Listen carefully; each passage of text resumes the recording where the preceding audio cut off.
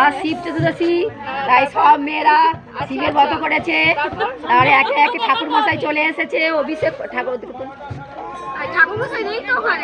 মশাই প্রথমে এসেছিল, আমাদের অভিষেক করে গেছে, ঘর ডুবানো হয়ে গেছে। তারপর সবাই মিলে আমাদের এখানে জল ঢালা শুরু হয়ে গেছে, লাইন লাইন জল ঢালতেছে, একটু জল ঢালা শুরু হয়ে গেছে।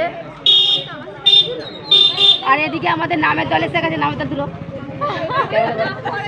হ্যাঁ, চা খাচ্ছে, এখন গান হয়ে গেল, এখন চা খাচ্ছে।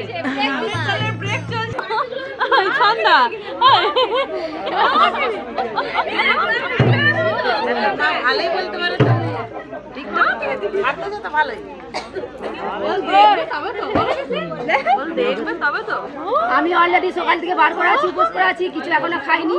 আমার জল ঢালা হয়ে গেছে, এবার পুষ্পাঞ্জলি দেবো, ব্রত কথা শুনবো, তারপর উপোস ভাঙবো।